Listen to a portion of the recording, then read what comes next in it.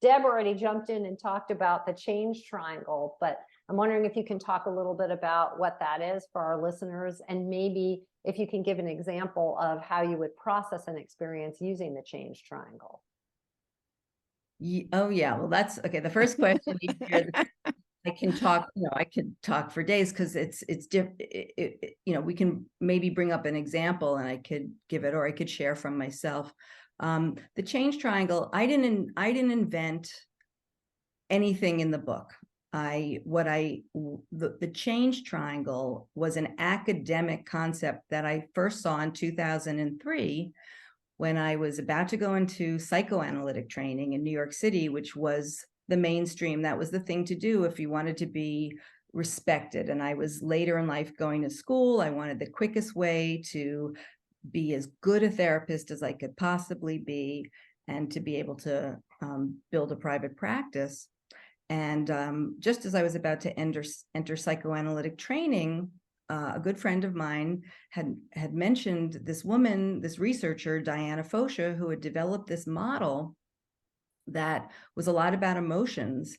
And my friend Heidi said, I really think you would like what she's doing. She had learned about it from her husband, who was getting a PhD.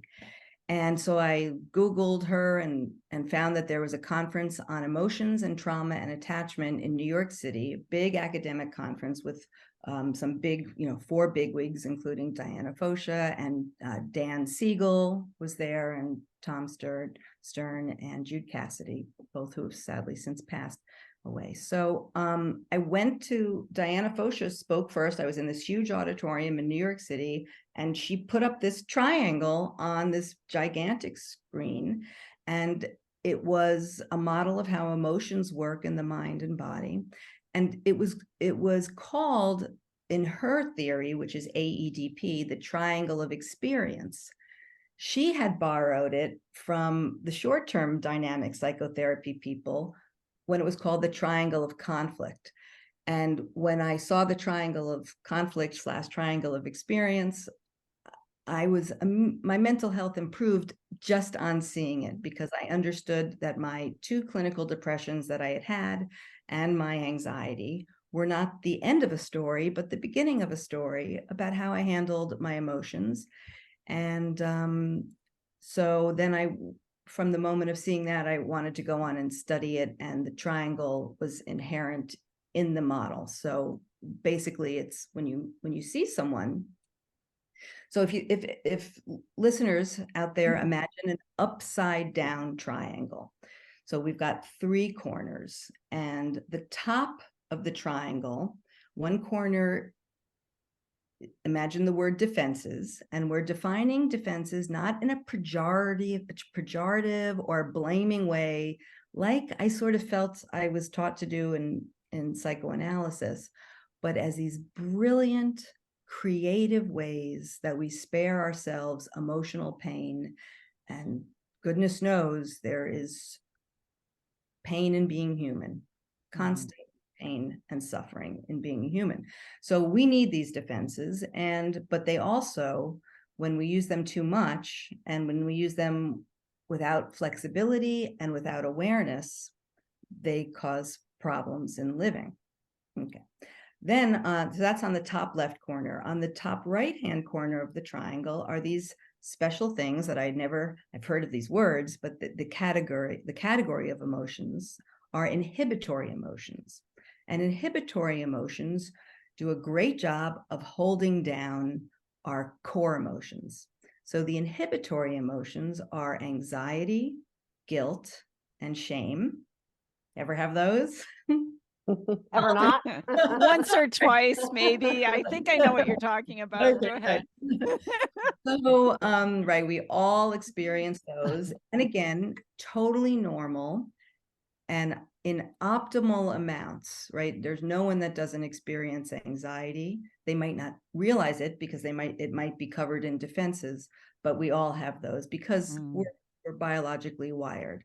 And then at the bottom of the triangle is this special category of emotions that are called core emotions. And they're anger and sadness and fear and disgust and joy and excitement and sexual excitement. And what's special about those is that we are born with those being hardwired. You can think of them as individual programs, and they're there to help us survive and thrive in life. So for example, if we didn't have anger, which so many people, oh, I hate anger, I don't want to be angry, right? Anger gets us into trouble, largely because we don't know what to do with it. But if we didn't have anger, we wouldn't know if somebody was violating our boundaries, attacking our physical body, attacking our sense of self and our ego. Just, we wouldn't know that something was hurting us. And so we would be prey to all sorts of danger. I like to think of anger as a sign that something's wrong. I Yes. really like the way you talk about it. Like, get your attention because something just happened. Something's wrong here. Exactly. And the way we talk about it in AEDP also is that it's a catalyst for change, that it says something is wrong and something needs to change.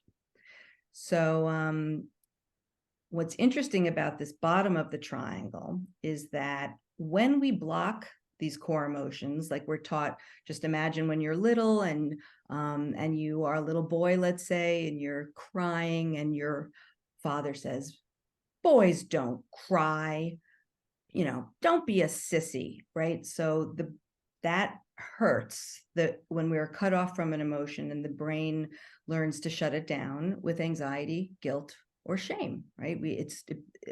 Core emotions can become bound to these inhibitory emotions, so that when we get an inkling that we're having them later in life, we've already solidified that mechanism to shut it down. But on the other hand, if our parents did a good enough job teaching us how to move through emotions, and I would say, our parents didn't get any emotions education, so even I think our parents mean well. The best parents still think it's better to sort of mind over matter it, push it aside, with good reason. I understand, but what the biophysiology and what we know now from neuroscience, the science of emotions, which is in the jargon affective neuroscience, is that when we learn certain tools and techniques to be able to allow the core emotions to come up, to be experienced, right, which is not any action, to experience an emotion is an internal experience. And when we can release the energy that emotions have in a safe way, then we calm the body and get closer to spending more and more time in what is called on the bottom of the triangle. It's under the triangle, the open-hearted state of the authentic self. And those are characterized by some of those C words that internal family systems, Richard Schwartz, coined, and with his permission, I was able to reproduce. When we're in a regulated, meaning a calm state, when we feel our best, we know it because we have access. We know we're calm. We can experience calm in the body. We feel and can access curiosity in what's going on in ourselves and others. We can access some self-compassion and compassion for other people. We feel more connected to ourselves, our bodies, other people, nature.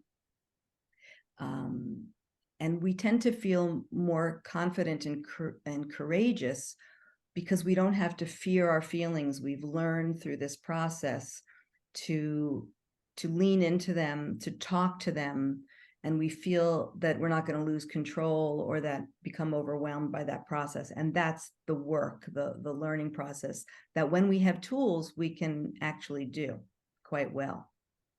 So like a little bit of knowledge goes a long way when it comes to emotions, because none of us learn anything in high school about emotions. It's really sort of still taboo. So this is where your moral outrage came and where you wanted to write this book, right, Hillary? And I really, one of the things I loved about the change triangle, and maybe I just missed something somewhere along the line, but I loved identifying shame, anxiety, and guilt as an inhibitory emotion, because I just see that so much with my clients, and you definitely see it in couple relationships. So I just want to again say for our listeners, it's like these defenses, which maybe we could talk more about some of the defenses on the one side of the triangle, the inhibitory emotions on the other side of the triangle are all keeping us from processing and actually feeling some of these primary emotions, right? That we need to feel so to get to the authentic self and just feel okay and not anxious or depressed. Is that right? That's exactly right. Yeah. And the only thing that I would not change anything, but Yeah. add, because I can imagine people listening being like, why would I feel my emotions? They hurt, they get me into trouble. I do bad things, I say mean things, that I get, I don't like them. Is that there's something very specific. We're not feeling our emotions to sit or wallow. What it looks like, for example, to experience anger. So now I can kind of give an example maybe I'll give a example of the change triangle.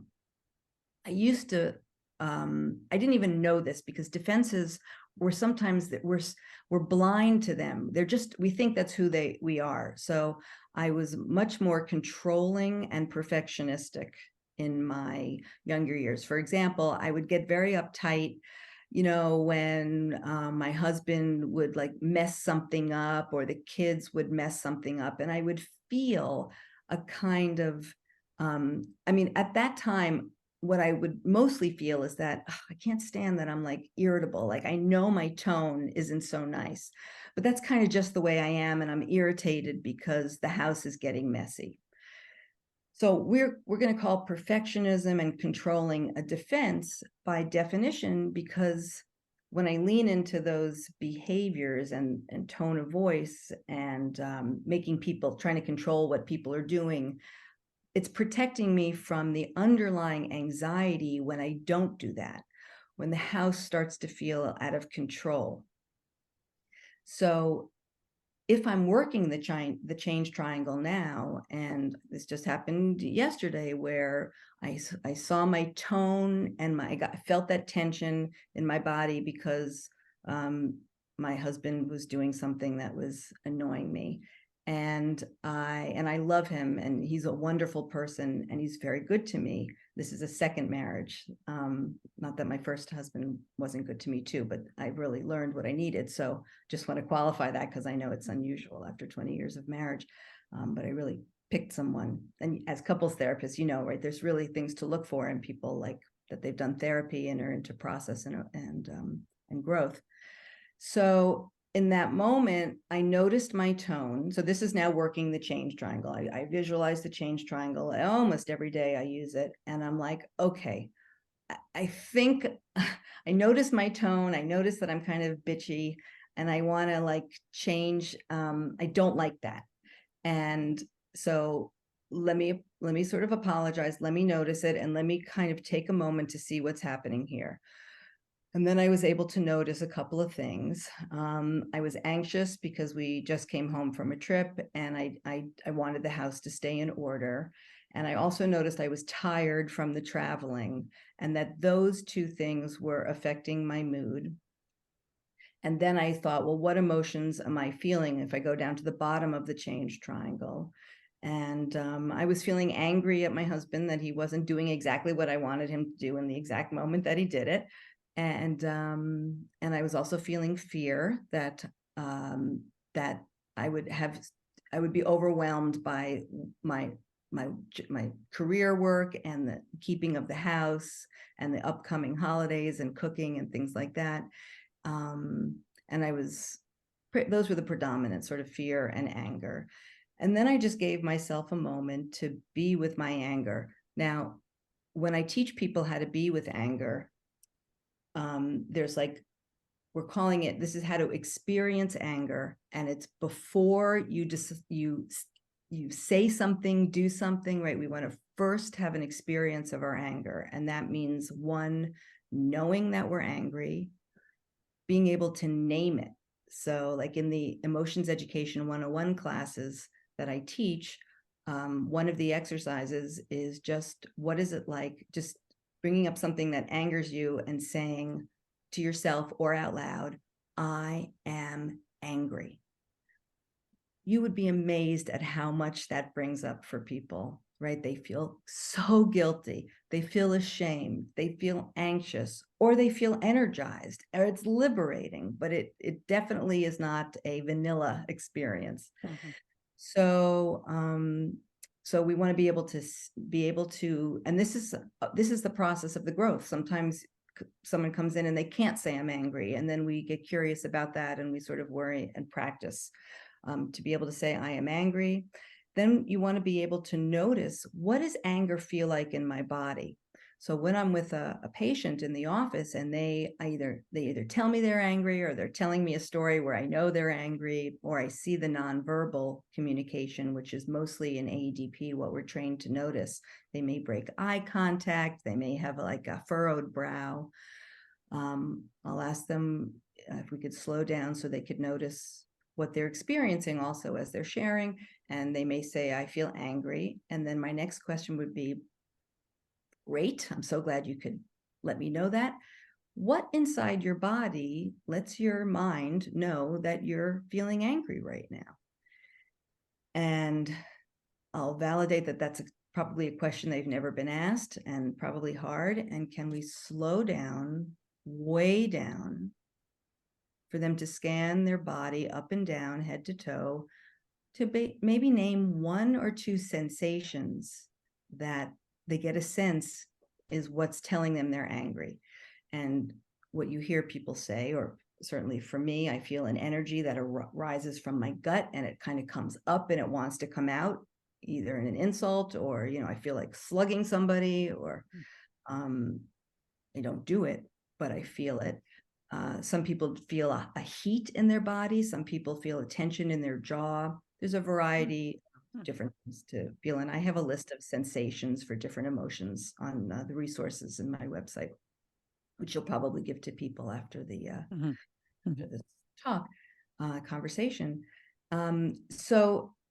So right, we want to know we're having an emotion. We want to name it. We want to be able to be in the body, to know the sensations. And then we want to, and this gets progressively harder, right? This is the work, and then you graduate from therapy. Then we want to stay with the energy of the anger, breathing into it and just sort of watching it. It's like you're two people, one, this kind of observer of the energy of the anger, and two, the other person experiencing the anger. And it's like, if you could let this anger come up and out, that's what I say to people. What would it want to do? Not that it's a dress rehearsal, you would never do this, but if this anger, if you imagine it as a wild beast inside you, and it could just unleash on this person, your mother, your husband, your kids, your colleague, your boss, what would it want to do? And once I help them put aside the guilt and shame, because again, it's socially, we're told to not do these things. So it's really counterintuitive. But then we go through what's called a fantasy anger portrayal in AEDP.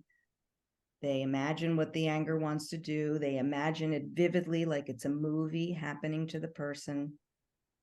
And then we check back into the anger. What's it doing now? Is it more anger based on the imagined person's response? Is it less anger? If it's more, we do the next step. What does it want to do now? If it's less, then I ask what comes up in its wake, in the wake of the anger. And it might be calm, it might be relief. It also might be sadness that they had this person in their life that evoked so much anger, that treated them so badly. And it goes on like that. And so that's what it looks like in therapy. That's the stories that you read in the book, that I show exactly what it looks like. But when we know this and we demystify anger and all the other emotions, we can try this as a self-help tool. And some people can really make good use of it and don't need to go to therapy. When we get stuck, then we may need to, there's a variety of ways. Not everybody can afford therapy, but you can bring the book to a counselor or someone who is not trained in AEDP and work through together to make it safe to at least make space for some of the emotions, so that you can at least know and name what's happening, which in itself causes the body to relax. When we can put language on an experience, right? So I'm putting language, I'm sad, on my feeling of sad, and I can say to myself, I'm sad. There's a feeling of something clicking into place. And that's just a function, again, of the way the nervous system is wired, the top of the mind and the lower brain and the middle brain and the body. This is really fantastic, right? I mean, I hear so many gems in here. One is that the feeling will pass. It won't last forever. Sometimes people can get afraid when they've learned to shut them down, that I'll go down into an abyss if I allow myself to feel this. But what you're really saying is it's a wave and you're going to probably ride it if you can do these things. And what's so salient to our couples, to the EFT work, is the only thing you can control is your side of the cycle, right? So often people come into couples therapy and say, like in the example that you gave, well, I want my husband to pay attention and start doing chores when we come back from a trip. Mm-hmm. And we sort of joke, I need my husband to is not a need, right? and so what you have control over is your side of the cycle. If you notice that you get activated, and it's just so empowering that you're telling our listeners, here's a whole bunch of cool things you can do when you get activated on your side of the cycle, so that what you actually do to your partner, the actual behavior that you show, is very different. And you took I so appreciate the way you broke it down into steps, but it almost feels like you're saying you could learn to actually do that pretty rapidly, like in that moment, so that you don't bite your husband's head off. Exactly. That as you practice this, it's a tool to practice over a lifetime.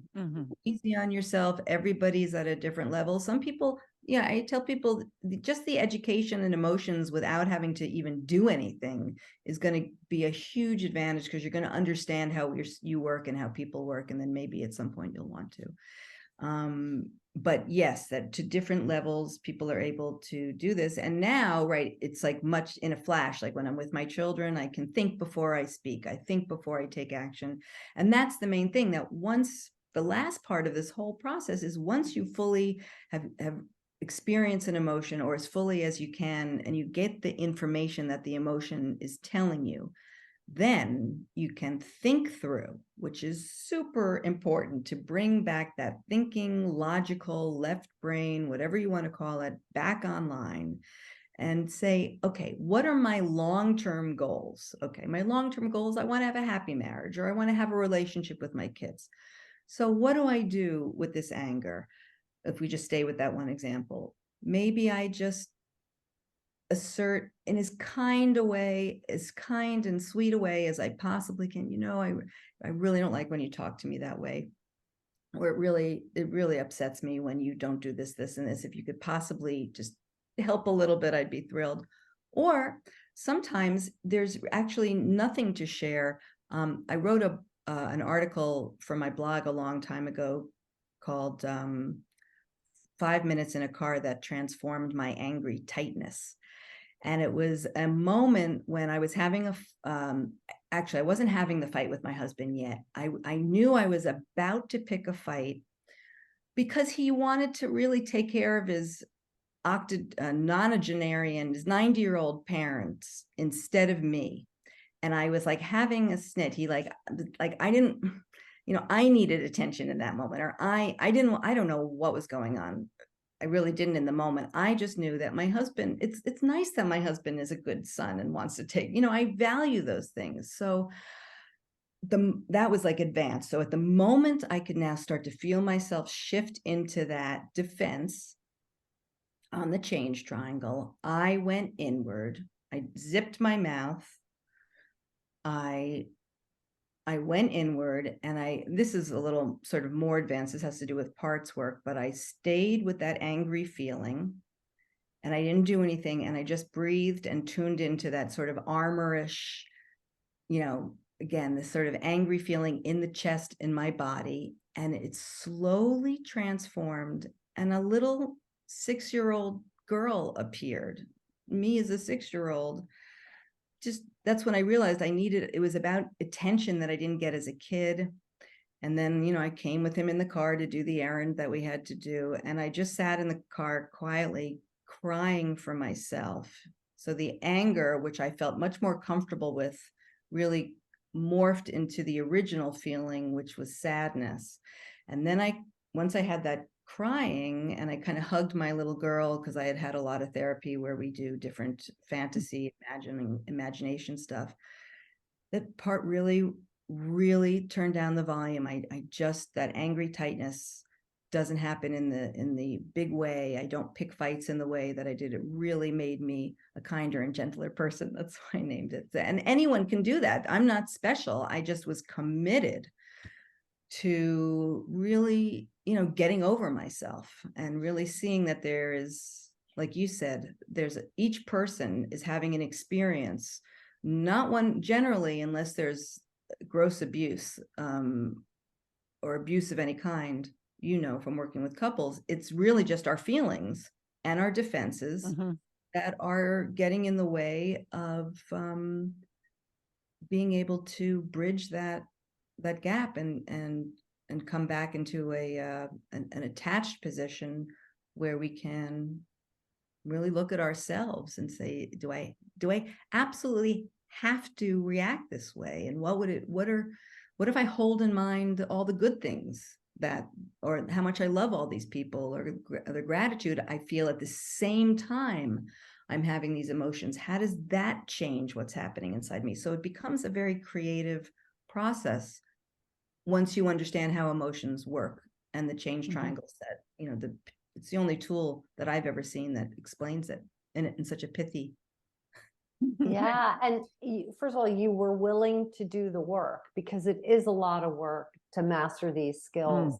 But the thing that's so heartbreaking, if you don't do this work and learn this, is you would never get what you wanted, right? Because that little 6-year-old just needed to be comforted and seen. But if you had attacked him or complained or whatever, you wouldn't have gotten your needs met. So exactly, and that's the heartbreaking thing. Yeah. Right. Right. Like the cycle of then feeling guilty and shamed. Right. I know. Exactly. We wanted to talk to you too about, because a lot of people, especially post-COVID, but people in general, talk about having anxiety or identify as having anxiety. And I guess to me, this connects back to the title too of, part of why you're doing this is, I think, if we are talking about constant states of anxious energy or depressed energy, it's because our emotions aren't being processed. Is that right, Hillary? Is that how you would understand it? That's the motivation, Yes. I think, for people to try to work with the change triangle, is there might be ways to work out of what can become a more constant state. Is that correct? Yes, that is exactly. Yes. It's And the I way wonder, loosen that whole system up, right? Yeah. yeah, exactly. And I wonder if we could talk specifically about anxiety, since it's such a common problem, and how you might use the change trial to work through some anxiety. Yes. Do you want me to talk about it from the Sure. perspective of a self-help tool, or from the perspective of what I would do in session? Could we do it as a self-help tool? Would that be possible? Just thinking of our listeners, is that okay? Absolutely. Yeah.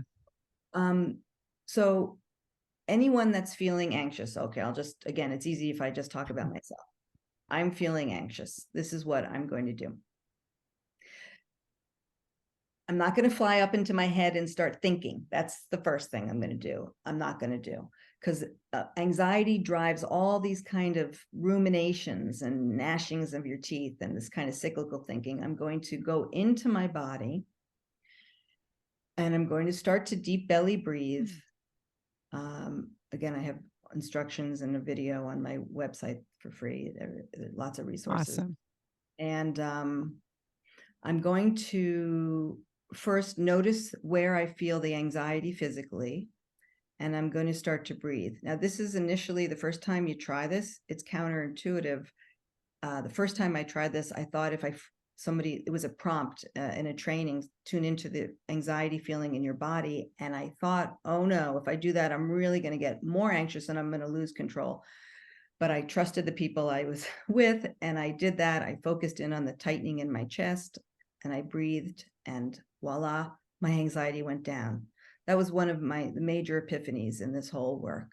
And it gave me courage to keep doing that. So now I know reliably, if I tune into my anxiety, I think 99% of the people that is true for there are outliers where they tune into their anxiety and it raises it. So if you're one of those people, don't be hard on yourself. There's nothing wrong with you. You're absolutely the way you're supposed to be. You just have to have a workaround. So I will tune into my anxiety. I'll breathe. I'll see what that does. And then I'm going to, the easiest thing to do is I'm going to go through the 7 core emotions one at a time. And I'm literally going to ask myself, Hillary, are you, as I'm in my body, right? Not trying to figure it out. Hillary, do you sense anger there? Check. Okay. And then separate from that, not but, and is there also sadness there? Check. Is there fear there? No. Is there disgust there? No. So on and so on. Is there excitement there? Check. Right. So we can have one feeling, core emotion at a time, and we can have all of them at a time, like or certainly all this so-called no emotions are negative because they're all telling us data. They're all telling us something about how the environment is affecting us that we need to know about. That's why we're having the emotion, because there's enough kind of emotional cadence that it lights up the limbic system, right, the middle of the brain, where emotions are triggered, incidentally, outside of conscious control. For listeners out there, we were not designed to be able to stop emotions from happening, because that would make no sense. They need to be there to alert us to danger, and they're there to make us move. Core emotions are there to make our body move fast, so we escape from danger and we are drawn towards things that are good for us.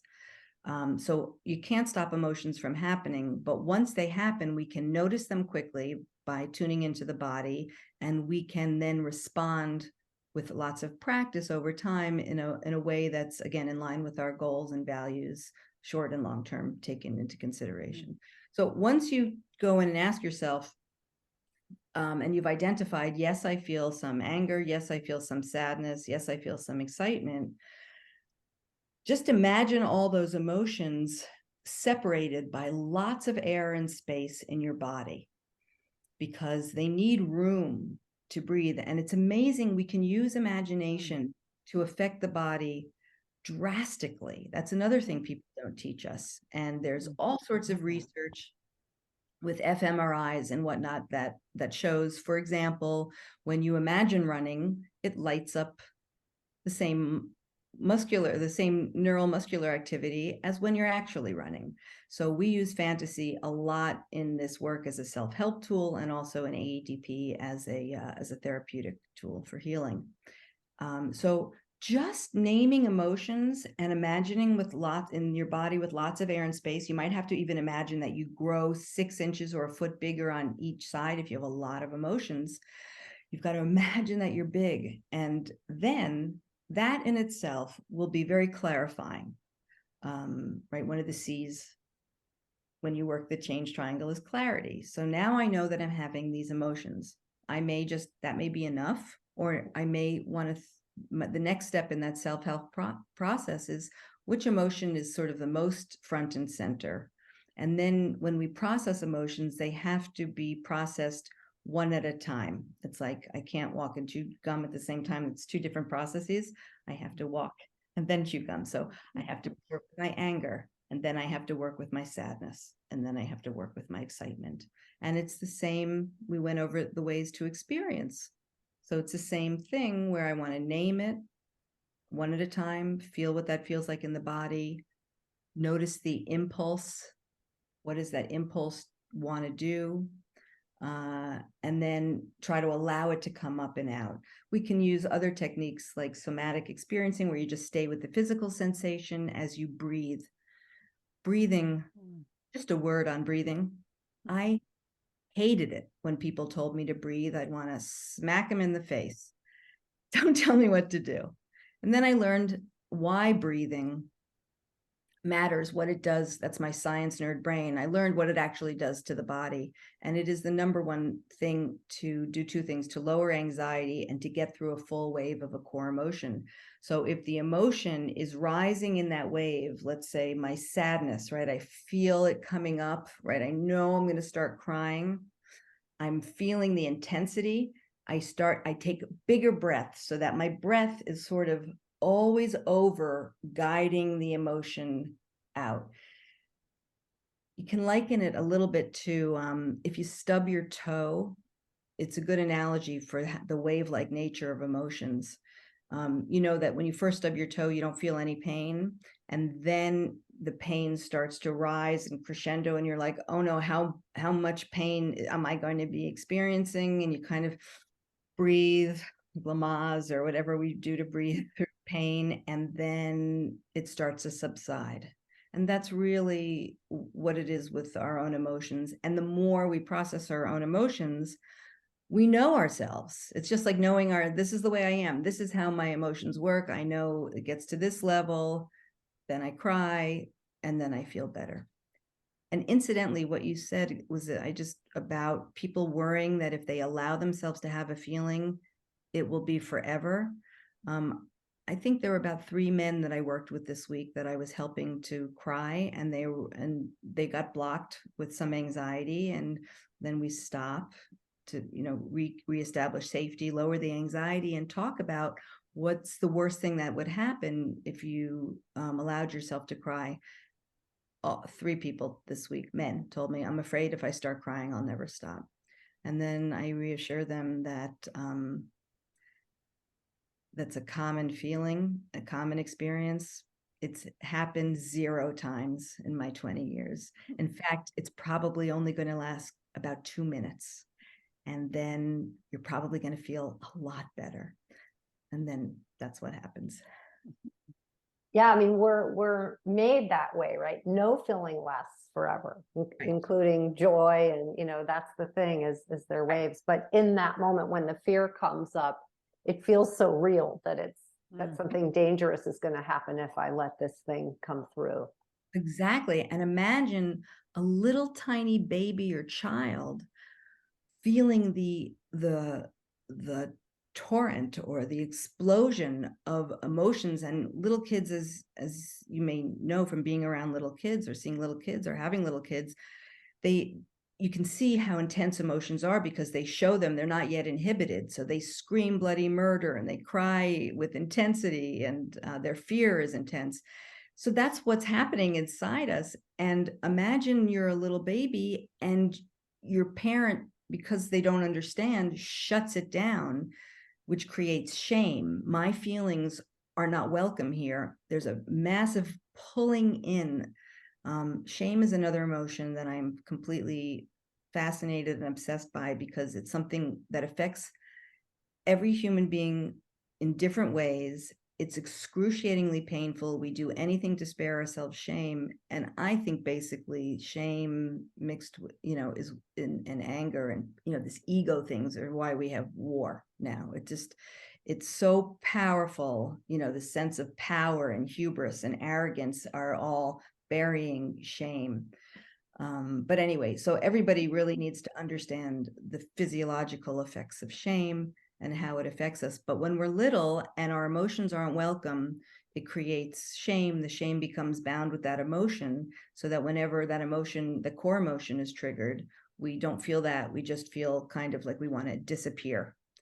And that's what happens when grown adults, men, women, and every gender of all kinds, come in and want to feel a feeling. They want to feel the feeling, but it's a reflexive pulling back. This is too much for me. I won't be able to do it. It's too humiliating. I don't feel like I'll look ugly, like so many things people say. And that the shame has to be, the way we call it in AEDP, is transformed. That you generally need a therapist for, because shame is formed in a relational context, right? We learn, we're wired for shame, but we have shame when it's created in a particular context, like a little boy hearing from his father, "Don't be such a sissy." And then in that moment, the shame arises in the body to pull away from the connection, and it feels awful. And the brain learns, well, we're not going to do that again because we don't want to feel that terrible, excruciating shame, visceral experience of wanting to disappear and, under a rock. or out off the Yeah, I appreciate this. Shame is a complex emotion, right? And it has been conceived as a relational emotion, right? Because it's how others perceive us. Mhm. But of course, we can also have shame about our body, or sort of internal shame. But one of the things that we notice with our couples, and I appreciate how you've separated this, right? There's the experience itself, and then there's what we do, how we manage it, right? What's the in EFT, we'd say, what's your action tendency? And Mhm. very often, and I really agree with what you're saying about what's maybe sometimes at the root of war and conflict. Mhm.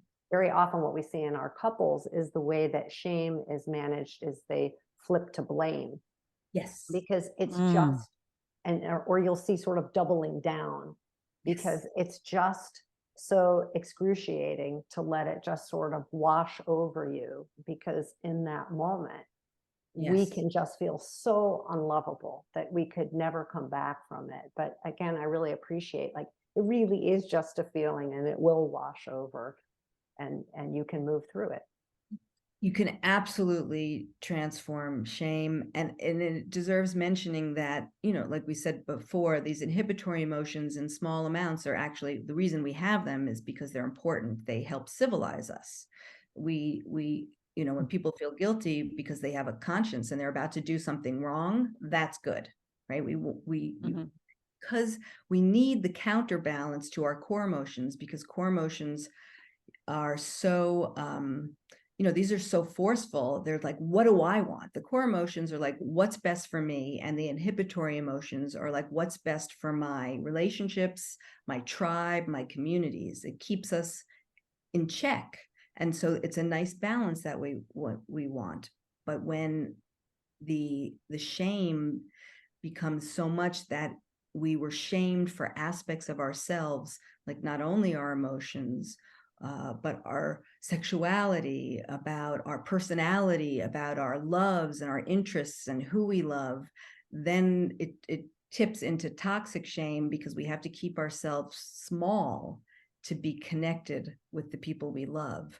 And that is not a recipe for good relationships or for feeling good about the self. We tend to implode and blame ourselves, or Yeah, blame, you said. I was gonna say, and I appreciate that, because like you're saying, shame can be useful.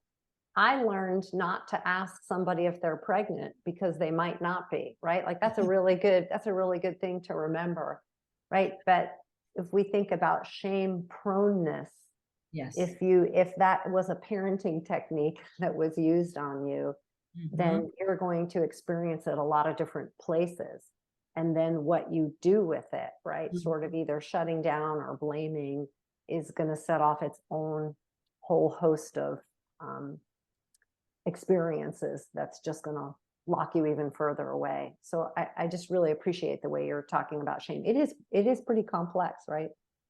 Yeah, and it does a number on people when they are so when they've been shamed repeatedly or hurt. We feel shame when we're being abused. We feel shame because when we're children, we internalize. It's like, I don't want to think that I'm with evil or bad people. I'd rather think that there's something wrong with me.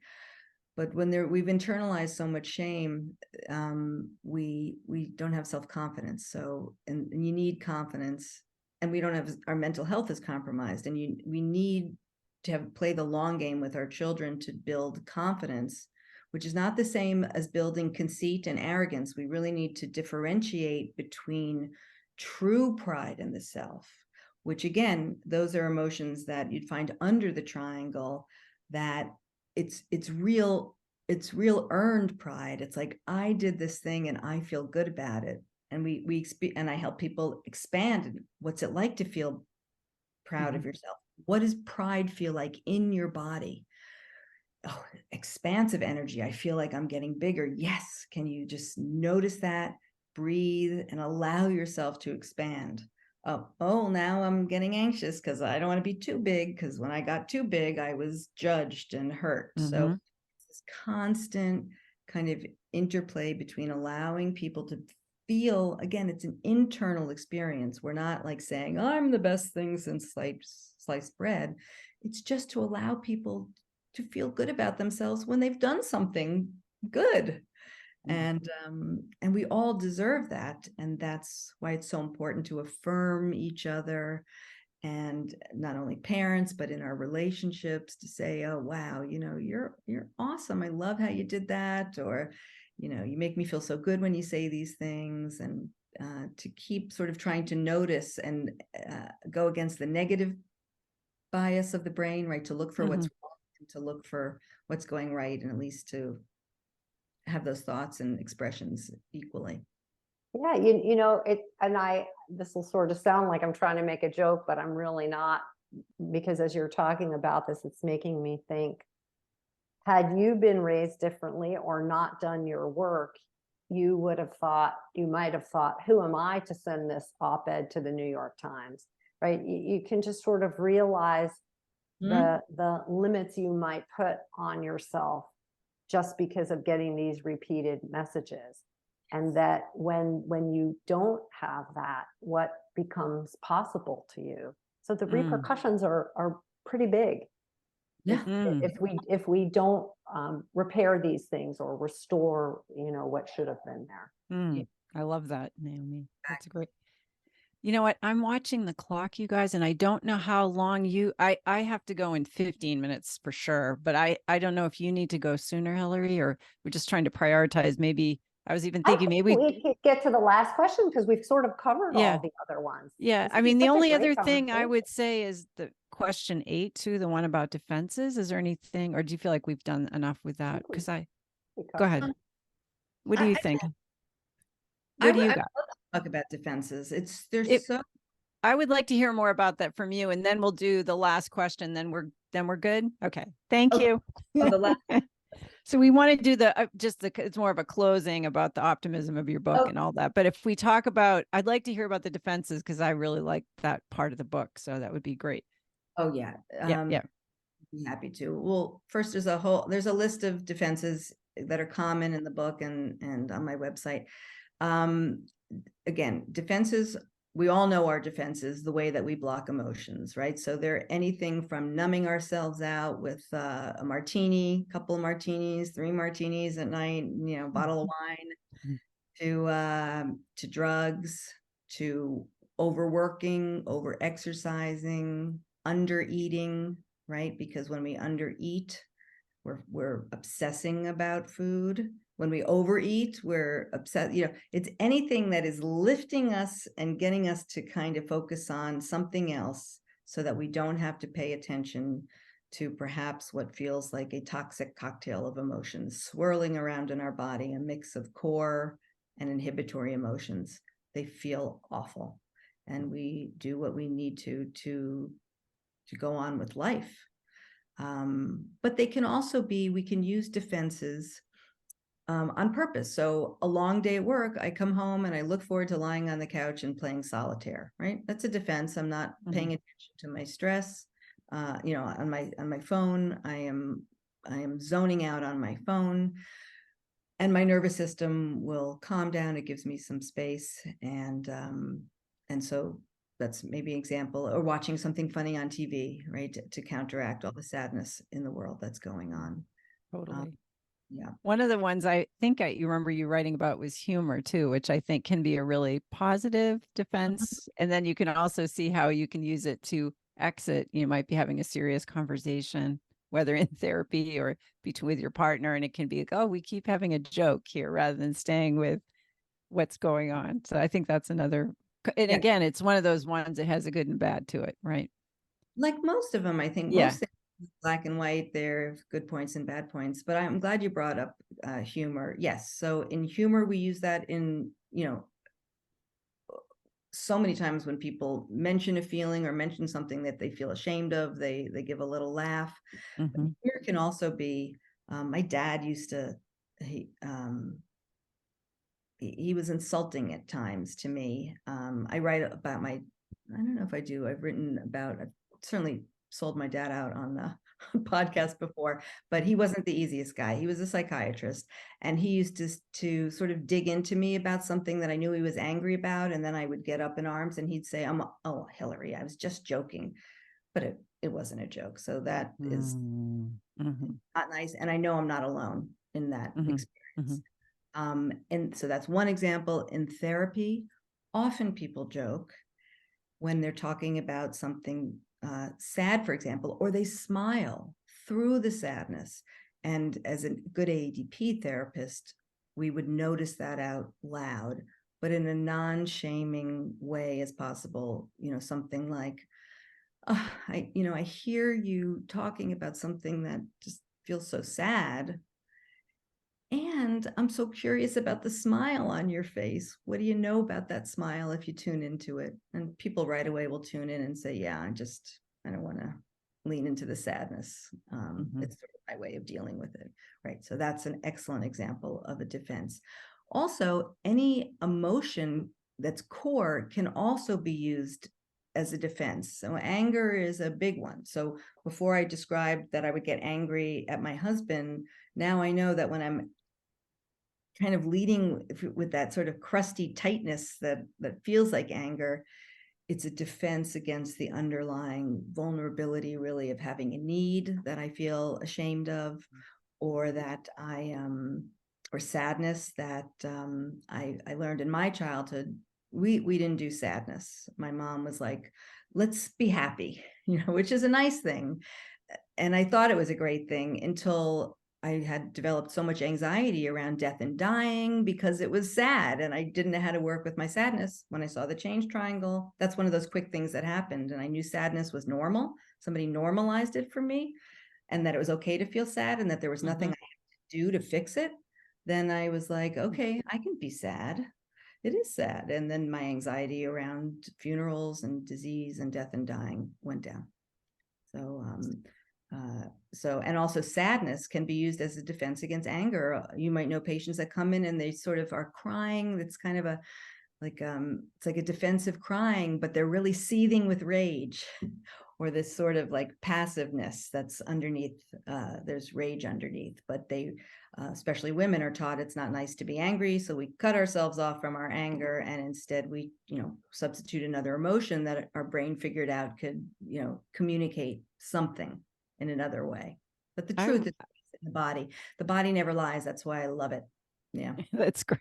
I really like that. I'm thinking of people I've seen that cry that look really like anger and blame to their partner, but they're thinking they're sad. You know what I mean? That's what they're experiencing. Yeah. And sadness may be part of it. But then also, you got sadness down. Let's see if we can bolster up that anger muscle so that you can expand a little bit and increase your repertoire. And we're never can't get rid of emotions.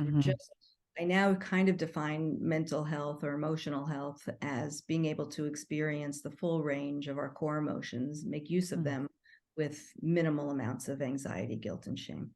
I love that. Me too. Yeah, that's perfect. Hey, can you say a little bit about what you mean by the authentic self, and what is the goal of the authentic self? Yeah, it was an interesting question because there is no goal. The goal, as I see it, is to spend more and more time in that state. So remember, we talked about not using jargon earlier before we got on. So what the authentic self is a regulated nervous system. And so that's the jargony part. Regulation means that we're calm, that our body is, again, this is the science of regulation. For science nerds out there, we're in balance, we're in homeostasis, that our neurophysiology and biophysiology is sort of in alignment. And when we subjectively have that, we just feel and function better. It's where optimum mental and physical health take place. So the open-hearted state of the authentic self was the name when I sort of reimagined the academic triangle of experience for the general public as a public health tool. I wanted to make it user-friendly, and I like to speak about the authentic self because we want to be true. The body and the mind feels better when we are just true to who we are, and we know we are loved and accepted for who we are. And certainly not by everybody, but if you can find a couple of people even that you feel seen and known by, we all know that just feels so good. And it's also it's just what's healthiest for us. And so the goal of the change triangle, is how I would put it, is to spend more and more time over your lifetime as you keep working it at any given moment of the day, because it's all about what's happening for me in this moment.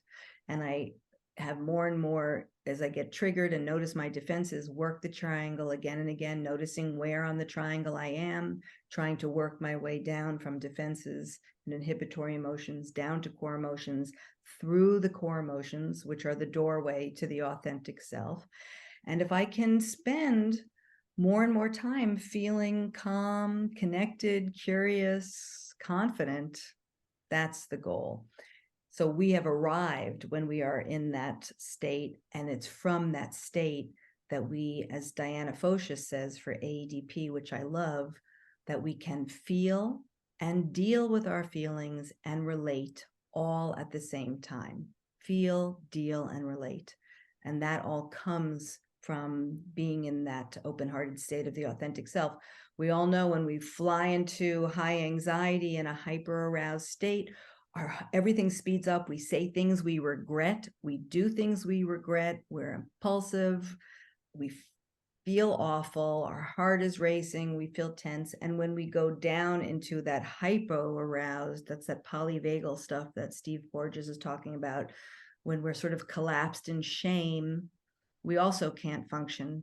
We can't really connect. We can't go out into the world with confidence to do the things that we want to do to reach the goals and that we have set out for ourselves. So we want to be in that optimum, you know all about this, the optimum arousal zone, the open-hearted state of the authentic self, and build that zone so we are in that state as much as possible, because that's where we thrive. Yeah, and I so appreciate listeners. This is not a destination that you're going to arrive at and stay at, right? We want to increase the amount of time that you spend there, but expect to be human, expect to get out of that window of tolerance. But you'll have these tools to be able to get back in and maximize the amount of time you're there. Perfect. At our last episode, we were talking about love is a journey. I think this episode, we're talking about emotions and understanding our emotions, and living more in the authentic self is a journey too, right? And I just love what you're doing. I like that you use the word public health. It is a public health issue, and it is something that people can do. And I'm excited to kind of link our listeners to your website and to the resources that you have into your book, so that people can get practicing this. And I'm also imagining some of my clients or some people I know saying, I don't have time for this. I can't do it. And you know what? It does take time. This is not a quick fix kind of thing, but the payoff is what we're looking for, right? Is better improved mental and emotional health, right? It's a game changer. It transformed every aspect of my life. But I would say, if you have time to go to the gym, just think of it as your gym for your brain, and set aside, even if you set aside 1 hour a week to talk to somebody else, you can read the book together and go through the exercises. The reason the book is important is because of the stories. The resources that I create for the public, they're little snippets of things, and there's the change triangle kind of conceptualized with different examples, and there's one part of this and one part of that. But the book is the sort of the whole enchilada. And I did it to kind of feed people's left brain, right? So they understood what I was going to show, and then let them be a fly on the wall so they could really see what it's like and witness what it's like for someone to experience an emotion. Because that's really the biggest leap, is the dive into the body and out of the head.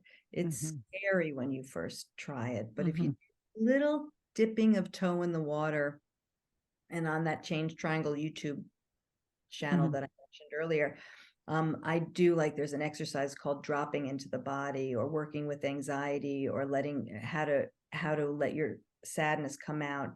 And I just try to guide people slowly, kind of being able to see me and borrow me, at least like I'm a little bit there with them, because it's so doable, but it's also, I guess, like running a marathon, right? It takes work and effort and courage. But then once you start running and you can run 3 miles and 5 miles, then it sort of becomes a piece of cake in a way. And take 10 years to really get what's going on, but it may take, like me, I got it sort of in a minute and started practicing it. My husband will tell you it took him 10 years to really understand the triangle, but he stayed with it. That's awesome. This This- book is great. It's the best of mental health self-help books. So if you haven't read it, listeners, you definitely need to read Hillary's book. It's amazing. And can I Thank just say, you so much. can I just Yeah, say, please. Oh, 'cause I yes. want people to read the stories. I wrote it so that 15-year-olds and older, Yes. it's written like a beach read on emotions. It won't bore you, and it won't It be. isn't. I agree. It's like, it really is for everybody. I love that. I totally agree.